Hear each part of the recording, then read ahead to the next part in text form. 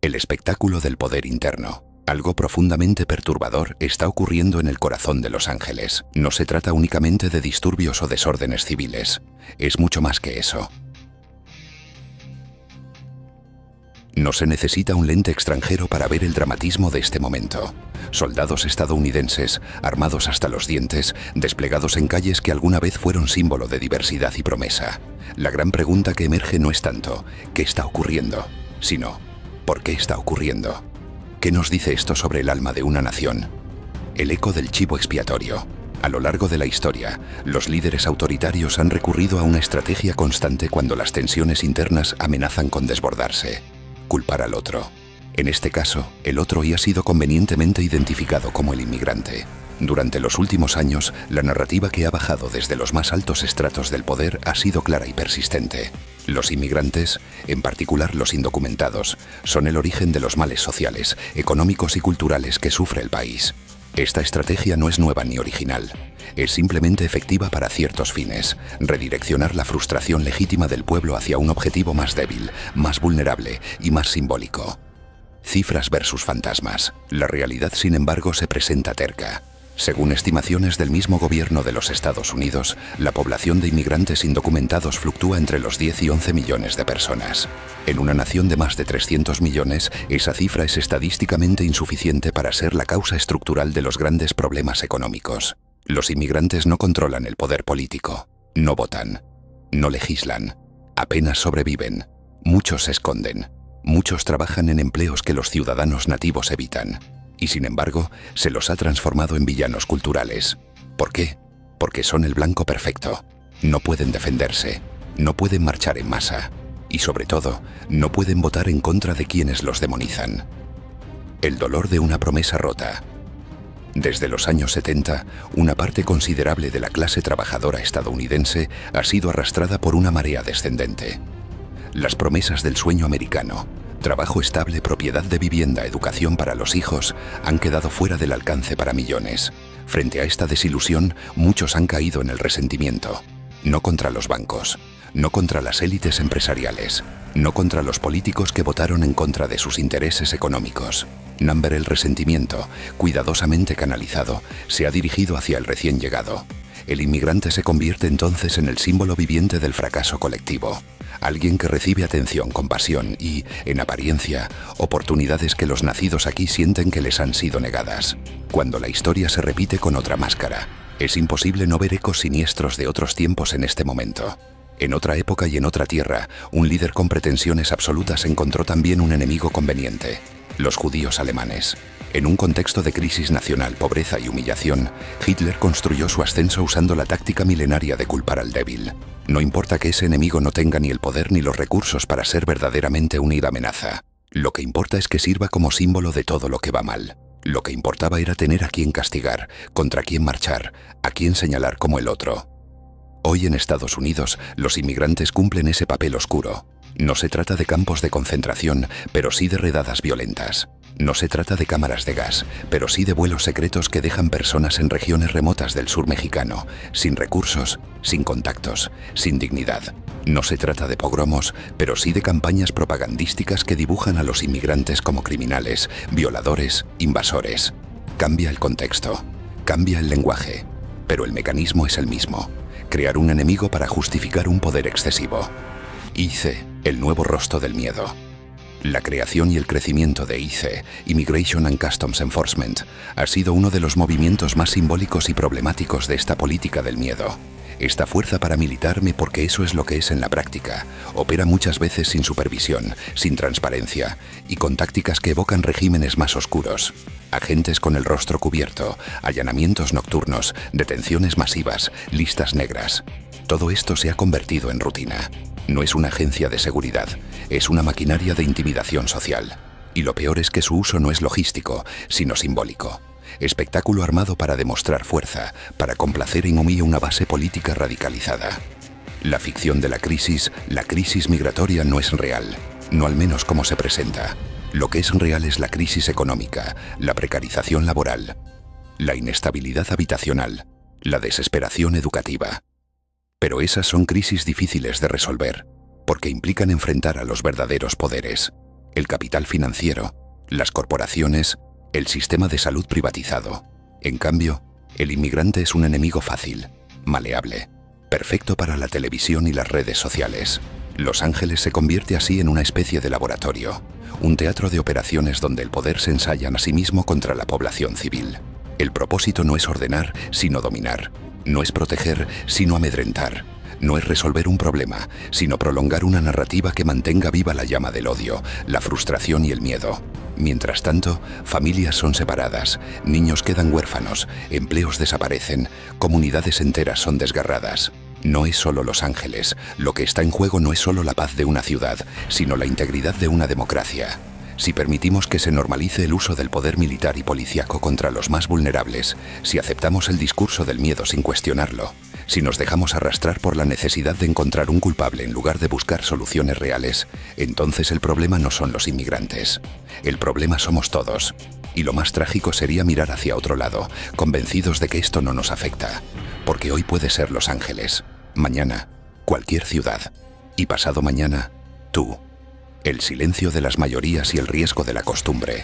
Lo más peligroso de este escenario no es solamente el acto en sí, el despliegue militar, las redadas, las detenciones sin juicio, sino la velocidad con la que todo esto se ha normalizado. Es el silencio de las mayorías lo que permite que la maquinaria avance. La indiferencia colectiva, alimentada por la saturación mediática y la fatiga emocional, crea una atmósfera donde lo inaceptable se vuelve parte del paisaje cotidiano. Un ICE que actúa sin rostro, un presidente que habla de invasiones, un sistema que deporta sin juicio ni oportunidad. Y todo eso sucede mientras las cámaras siguen encendidas, mientras la gente continúa sus días, como si no pasara nada. Este acostumbramiento al abuso es el preludio del autoritarismo. La democracia no se quiebra con un solo acto, se erosiona gota a gota, cada vez que toleramos una injusticia porque no nos afecta directamente. Hoy son los inmigrantes, los latinos, los trabajadores indocumentados. Mañana será cualquier grupo que contradiga el relato oficial. La línea entre ellos y nosotros se vuelve difusa cuando el poder comienza a ver enemigos en todas partes. Una nación contra sí misma. Cuando un país vuelve sus fuerzas internas contra una parte de su propia población, ha dejado de gobernarse por principios democráticos y ha entrado en una fase de autodevoración. La República estadounidense fue fundada, al menos en teoría, sobre la premisa de que el poder del Estado está al servicio del pueblo, no en su contra. Pero cuando los helicópteros sobrevuelan zonas residenciales, cuando los niños tienen miedo de ir a mala escuela por temor a y no encontrar a sus padres al volver, cuando los agentes federales hacen redadas en hospitales y tribunales, la idea de protección se ha transformado en represión. Este es el punto en que la nación ya no lucha contra amenazas externas, sino contra su propio reflejo. Cada operativo policial innecesario, cada discurso encendido de odio, cada ley que criminaliza la existencia de personas inocentes es un paso más hacia el colapso de la legitimidad institucional. Una nación no puede mantenerse unida si identifica como enemigos a quienes la sostienen desde abajo. Los recolectores, los cocineros, los cuidadores, los trabajadores invisibles. Los costos invisibles de la cacería, más allá del espectáculo político, el daño profundo ocurre en los rincones que no aparecen en las noticias. Comunidades enteras viven con miedo. Familias dejan de acudir a hospitales, a escuelas, a bancos. Los niños crecen con ansiedad crónica, viendo cómo una patrulla puede arrebatarles a un padre en cualquier momento. Las ciudades pierden cohesión social. La economía local se debilita. Las iglesias y organizaciones de ayuda humanitaria, que antes daban abrigo, hoy enfrentan amenazas legales por proteger a personas perseguidas. Este clima de terror no solo afecta a los inmigrantes, perfora la confianza general en el sistema. Cuando el Estado se convierte en un cazador de sombras, nadie está realmente a salvo. Y cuando los ciudadanos aceptan que ciertos grupos sean tratados como subhumanos, han aceptado también que los derechos pueden ser suspendidos, no por justicia, sino por conveniencia política. La cultura del enemigo interno. Uno de los legados más peligrosos de esta etapa política es la instalación de una cultura del enemigo interno. En lugar de fomentar la cooperación, la solidaridad y el pluralismo, se promueve la desconfianza, entre vecinos, entre compañeros de trabajo. Si un país se acostumbra a sospechar de aquellos que hablan otro idioma, que tienen otro color de piel o que practican otra religión, entonces ha dejado de ser una república de ciudadanos y se ha transformado en una sociedad de trincheras. Este tipo de mentalidad crea las condiciones para el abuso permanente. Una vez que se marca a un grupo como menos que humano, cualquier cosa se justifica. Separación de familias, detención sin cargos, deportaciones express, violencia estatal. Lo vimos en la Alemania de los años 30. Lo vimos en el apartheid sudafricano. Lo vimos en la guerra sucia de América Latina. Lo estamos viendo hoy, aquí bajo nuevas máscaras, con nuevos lenguajes. El futuro que estamos construyendo. Lo más aterrador no es lo que ya ocurrió, sino lo que aún puede pasar si no se detiene este rumbo. ¿Qué clase de país están haciendo cuando se entrena a nuevas generaciones de agentes para actuar contra sus conciudadanos? ¿Qué significa tener cuerpos especiales armados, ocultos tras pasamontañas, actuando como si estuvieran en guerra dentro de su propio territorio? Lo que se está construyendo no es solo un aparato de control, sino una cultura de obediencia ciega.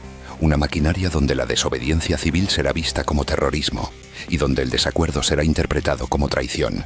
Si no despertamos ahora, estaremos legitimando un Estado que usa la ley como garrote y la frontera como excusa para instalar una forma de autoritarismo permanente. ¿Y ahora qué?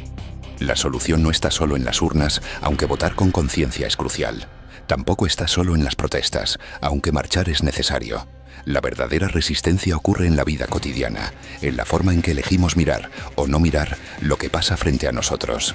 Está en los maestros que se niegan a delatar a sus estudiantes, en los médicos que atienden sin preguntar por papeles, en los periodistas que se niegan a repetir el relato oficial, en los jueces que frenan deportaciones ilegales, en los ciudadanos que ofrecen un vaso de agua a quien lo necesita, sin preguntar de dónde viene. No hay heroísmo más grande que el de quienes se oponen al odio desde los márgenes.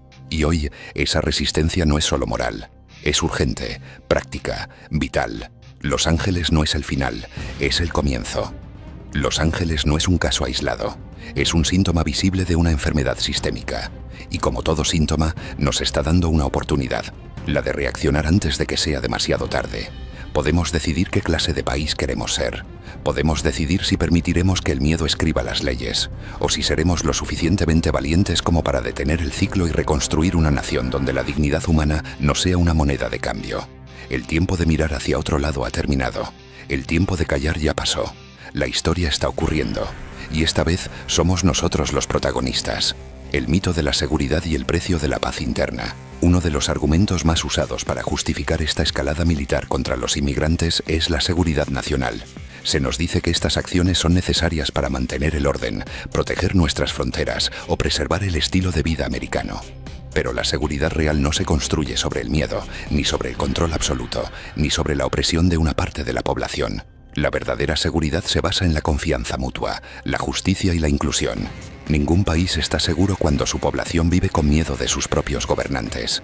No hay seguridad en la noche cuando los niños duermen con una mochila lista por si hay que huir.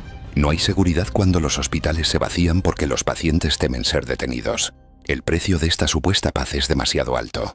Y lo que se pierde, la cohesión social, la legitimidad moral, la fe en las instituciones, no se recupera fácilmente. Los gobiernos autoritarios siempre prometen seguridad a cambio de libertad. Es un intercambio tentador para una sociedad asustada. Pero la historia enseña que esa paz impuesta es frágil y siempre se rompe, tarde o temprano, con más violencia. De la exclusión al colapso. La historia está llena de ejemplos de imperios que decidieron excluir en lugar de integrar, y por eso cayeron. Roma, que una vez dio ciudadanía a pueblos conquistados, colapsó cuando su élite decidió que ciertos grupos ya no merecían pertenecer. Sudáfrica aisló a su población negra por décadas hasta que el país estalló en una crisis moral y política. Yugoslavia ignoró las diferencias y reprimió las voces, y terminó rota por guerras internas. Estados Unidos, si continúa por este camino, no será la excepción. No se puede construir una nación moderna excluyendo a millones de personas que trabajan, que pagan impuestos, que educan a sus hijos en escuelas públicas y que forman parte de la comunidad. Los inmigrantes no son intrusos, son integrantes esenciales del cuerpo social. Expulsarlos, demonizarlos, perseguirlos no solo es inhumano, es imprudente, es suicida. El colapso de una sociedad no ocurre de golpe. Comienza con una mirada indiferente, una palabra de odio, una orden firmada sin leer, y cuando el daño está hecho, ya no hay vuelta atrás. Olvidar es permitir que la historia se repita, y en este momento, la memoria es una forma de resistencia. Debemos recordar los momentos en que el Estado usó su poder contra su propia población, El internamiento de japoneses en campos durante la Segunda Guerra Mundial, la represión de las protestas por los derechos civiles, los abusos de la era del macarcismo, las redadas contra latinos en los años 50, los disturbios de Watts, Rodney King y Ferguson y ahora Los Ángeles de nuevo. Cada generación rápido ha enfrentado su propia versión del autoritarismo interno y cada vez que la gente ha resistido ha cambiado el rumbo. No se trata solo de proteger a los inmigrantes. Se trata de proteger el alma democrática de una nación, porque cuando el gobierno puede actuar impunemente contra un grupo, eventualmente lo hará contra todos los demás. Las palabras importan, la verdad importa. En tiempos como estos, incluso las palabras son un campo de batalla. Se habla de ilegales para deshumanizar, de invasores para provocar miedo, de elementos extranjeros como si fueran una amenaza biológica. Este lenguaje no es casual, es una estrategia. Describir a los inmigrantes como plaga, como peste, como carga, es preparar a la sociedad para justificar su eliminación simbólica y eventualmente su eliminación física. Por eso, defender la verdad, usar el lenguaje con precisión, humanizar a quienes han sido convertidos en estereotipo, es también un acto de lucha. Debemos negarnos a repetir los eslóganes del miedo. Debemos reapropiarnos del lenguaje de la dignidad, la empatía, la comunidad. Porque la verdad aún tiene poder. Cuando se dice con claridad y se vive con coherencia. ¿Qué nos queda? El poder del nosotros. A pesar de todo esto, aún queda una fuerza capaz de revertir el rumbo. La sociedad civil, el nosotros. Ese nosotros que no está definido por papeles, ni por idioma, ni por color de piel, ni por partido político. Un nosotros que nace del sentido común, de la compasión y del deseo de no repetir los errores de la historia. Podemos rechazar el miedo como forma de gobierno. Podemos exigir leyes más justas.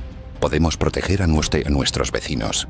Podemos convertir las iglesias en santuarios, los sindicatos en defensores, las escuelas en refugios. Podemos votar, marchar, hablar, escribir, enseñar. Porque el poder en última instancia nunca reside solo en los palacios. Siempre ha estado y sigue estando en las calles, en los hogares, en las comunidades, en los corazones de la gente común. Los Ángeles, símbolo y advertencia. Lo que está pasando en Los Ángeles no es una nota al pie de la historia. Es una advertencia clara. Es el espejo donde una nación puede ver lo que ocurre cuando el miedo se convierte en doctrina de Estado. Cuando se permite que el poder actúe sin freno. Cuando la ley deja de proteger para comenzar a ir a castigar. Pero también es un símbolo de resistencia, de comunidad, de valentía silenciosa, de quienes, pese a todo, siguen creyendo en la promesa incompleta de este país. Los Ángeles no es solo una ciudad bajo asedio. Es una línea de defensa moral. Lo que pase allí, la forma en que se resista, se hable, se organice, se acompañe, marcará el camino para el resto del país. El deber de no callar. Hoy más que nunca, guardar silencio es una forma de consentimiento.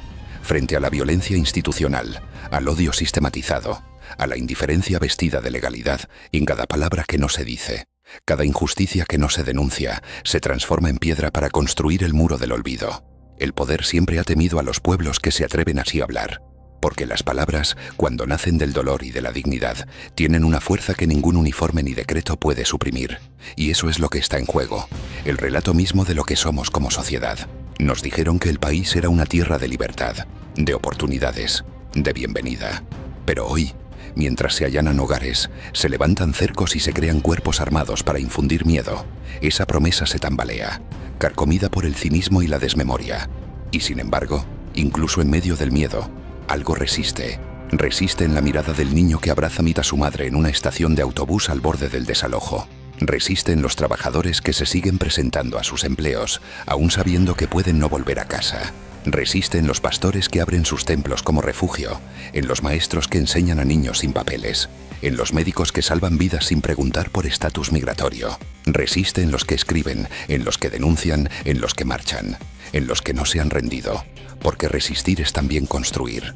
Construir memoria, humanidad, ciudadanía. No la ciudadanía de los papeles, sino la verdadera, la que nace del compromiso con la justicia y la igualdad. Y cada uno de nosotros tiene un papel en esa construcción. No todos pueden alzar la voz desde una tribuna, pero todos pueden alzar la voz. No todos pueden cambiar las leyes, pero todos pueden cambiar la forma en que miran al otro. Todos pueden decidir no ser cómplices. Todos pueden decidir no callar. La historia no se repite porque el pasado regrese. Se repite porque el presente lo permite. Hoy, desde Los Ángeles hasta cada rincón de este país, el presente nos está poniendo a prueba.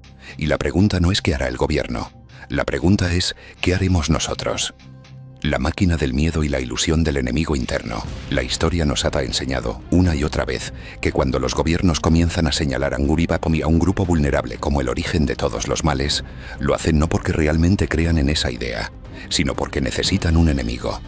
Necesitan distraer, dividir, debilitar a una ciudadanía que unida podría exigir responsabilidades más profundas. En este contexto, el inmigrante, y más concretamente, el inmigrante pobre, moreno, indocumentado, se convierte en el símbolo ideal del otro. Alguien suficientemente visible para generar odio, pero también lo bastante desprotegido como para no poder defenderse. Esta figura me ha sido construida por medio de una maquinaria mediática alimentada por imágenes cuidadosamente seleccionadas. Caravanas, detenciones, muros, redadas. Pero detrás de cada titular hay una historia humana que deliberadamente se omite. Una madre separada de sus hijos. Un obrero deportado después de 10 años pagando impuestos. Una joven brillante sacada de la universidad que había ganado por mérito propio. La lógica del chivo expiatorio no es nueva. El Imperio Romano culpaba a los cristianos de los incendios en la ciudad. La Francia de Vichy culpaba a los comunistas y judíos de su decadencia nacional. Y hoy, en este momento crítico de nuestra historia, el discurso del miedo vuelve a tomar fuerza. ¿Por qué? Porque el miedo es eficaz. El miedo desactiva la empatía, oscurece la razón y sobre todo mantiene a las personas ocupadas odiando al otro mientras los verdaderos responsables, los que concentran el poder económico y político, siguen operando impunes. La fractura del sueño americano. Durante décadas, el sueño americano fue vendido como una promesa de prosperidad. Una narrativa cuidadosamente construida, según la cual cualquiera que trabajara duro podía ascender social y económicamente. Pero ese sueño comenzó a desmoronarse a partir de la década de 1970. La desindustrialización masiva, el traslado de empleos a países con mano de obra más barata, la automatización, la financiarización de la economía. Todos estos procesos dejaron a millones de personas sin futuro ni herramientas para reinventarse. Las comunidades trabajadoras, blancas, negras, latinas, comenzaron a hundirse lentamente. Algunos encontraron un enemigo visible en el inmigrante. Pero ese enemigo, como ya dijimos, no tenía poder real. El verdadero despojo vino de otro lado, de decisiones económicas tomadas en salas de juntas, aprobadas en despachos políticos, ejecutadas sin rostro ni consecuencia. Y sin embargo, en lugar de explicar esas transformaciones desde su complejidad estructural, el populismo optó por una solución más sencilla: culpar al más débil. Y eso funcionó. Porque cuando la vida se derrumba, encontrar un culpable concreto y, aunque sea erróneo, ofrece al menos un sentido de control. La erosión de las instituciones y la deriva autoritaria. Uno de los síntomas más alarmantes de esta etapa no es solo la violencia simbólica contra los inmigrantes, sino la erosión progresiva de las instituciones democráticas. Cuando se despliegan tropas federales en ciudades sin aprobación local, se rompe el pacto de autonomía. Cuando se crean cuerpos policiales especiales como ICE con poderes opacos, se diluye el principio de rendición de cuentas. Cuando se deporta a personas sin debido proceso, se socava el Estado de Derecho. Y todo esto, si se permite continuar, genera un precedente. Porque hoy es contra inmigrantes. Mañana puede ser contra sindicalistas, ambientalistas, periodistas o cualquier otro grupo que moleste al poder. La historia demuestra que el autoritarismo no comienza con campos de concentración. Comienza con pequeñas concesiones, una ley que recorta derechos, una policía que no rinde cuentas, una narrativa que justifica el odio. Y de pronto lo impensable se convierte en rutina. La banalidad del mal y el peligro de la indiferencia y la inestabilidad habitacional, la desesperación educativa.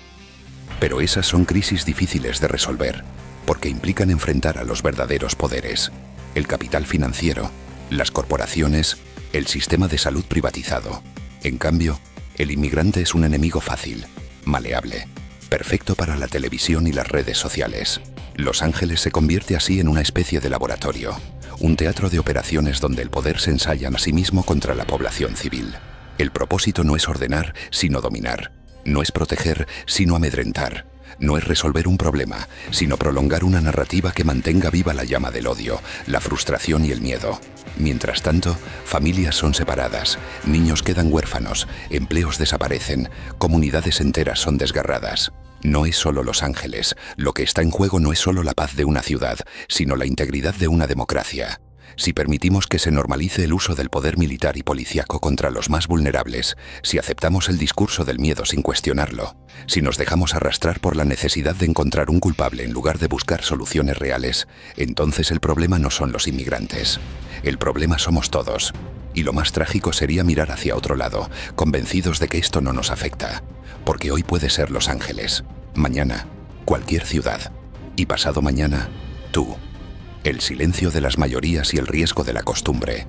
Lo más peligroso de este escenario no es solamente el acto en sí, el despliegue militar, las redadas, las detenciones sin juicio, sino la velocidad con la que todo esto se ha normalizado. Es el silencio de las mayorías. La historia nos ha enseñado, una y otra vez, que cuando los gobiernos comienzan a señalar a un grupo vulnerable como el origen de todos los males, lo hacen no porque realmente crean en esa idea, sino porque necesitan un enemigo. Necesitan distraer, dividir, debilitar a una ciudadanía que unida podría exigir responsabilidades más profundas.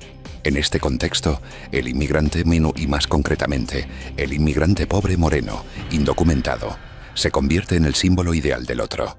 Alguien suficientemente visible para generar odio, pero también lo bastante desprotegido como para no poder defenderse. Esta figura se ha sido construida por medio de una maquinaria mediática alimentada por imágenes cuidadosamente seleccionadas. Caravanas, detenciones, muros, redadas. Pero detrás de cada titular hay una historia humana que deliberadamente se omite. Una madre separada de sus hijos. Un obrero deportado después de 10 años pagando impuestos. Una joven brillante sacada de la universidad que había ganado por mérito propio. La lógica del chivo expiatorio no es nueva. El Imperio Romano culpaba a los cristianos de los incendios en la ciudad. La Francia de Vichy culpaba a los comunistas y judíos de su decadencia nacional. Y hoy, en este momento crítico de nuestra historia, el discurso del miedo vuelve a tomar fuerza. ¿Por qué? Porque el miedo es eficaz.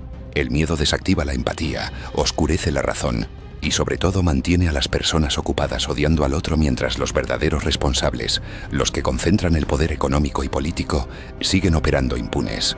Durante décadas, el sueño americano fue vendido como una promesa de prosperidad.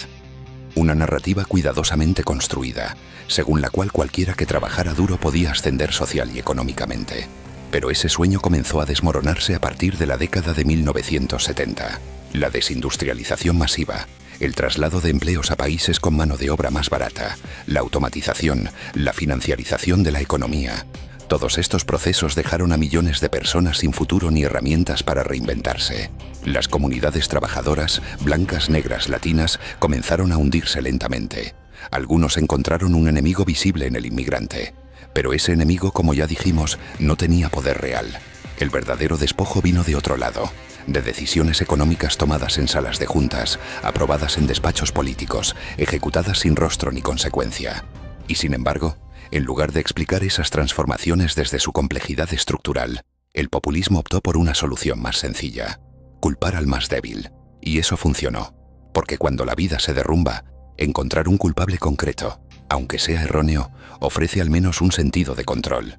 Uno de los síntomas más alarmantes de esta etapa no es solo la violencia simbólica contra los inmigrantes, sino la erosión progresiva de las instituciones democráticas. Cuando se despliegan tropas federales en ciudades sin aprobación local, se rompe el pacto de autonomía. Cuando se crean cuerpos policiales especiales como ICE con poderes opacos, se diluye el principio de rendición de cuentas. Cuando se deporta a personas sin debido proceso, se socava el Estado de Derecho. Y todo esto, si se permite continuar, genera un precedente. Porque hoy es contra inmigrantes. Mañana puede ser contra sindicalistas, ambientalistas, periodistas o cualquier otro grupo que moleste al poder. La historia demuestra que el autoritarismo no comienza con campos de concentración. Comienza con pequeñas concesiones, una ley que recorta derechos, una policía que no rinde cuentas, una narrativa que justifica el odio. Y de pronto, lo impensable se convierte en rutina. Hannah Arendt, al analizar los juicios de Nuremberg, habló de la banalidad del mal. Su tesis era clara: los grandes crímenes no los cometen monstruos, sino personas ordinarias que simplemente cumplen órdenes sin pensar en las consecuencias humanas de sus actos. Hoy, en las oficinas de IC, en los centros de detención, en los despachos donde se firman órdenes de deportación, hay personas comunes. Padres de familia, empleados del gobierno, ciudadanos respetables. No llevan cruces gamadas ni saludan con el brazo en alto, pero cada día contribuyen a una maquinaria de sufrimiento. ¿Y qué hay del resto? Los vecinos que ven a una familia inmigrante siendo sacada mimo a la fuerza. Los votantes que se mantienen indiferentes ante los abusos. Los ciudadanos que prefieren no saber. La indiferencia también es una elección. Y en contextos como este, es una elección política. Frente a esta realidad, algunos creen que no hay nada que hacer, que el sistema es demasiado grande, que la maquinaria es demasiado poderosa. Pero esa resignación también forma parte del juego. Con esto concluimos este video. Si te gustó el video, por favor dale like, suscríbete y activa la campanita para disfrutar de más historias interesantes. Me despido, adiós.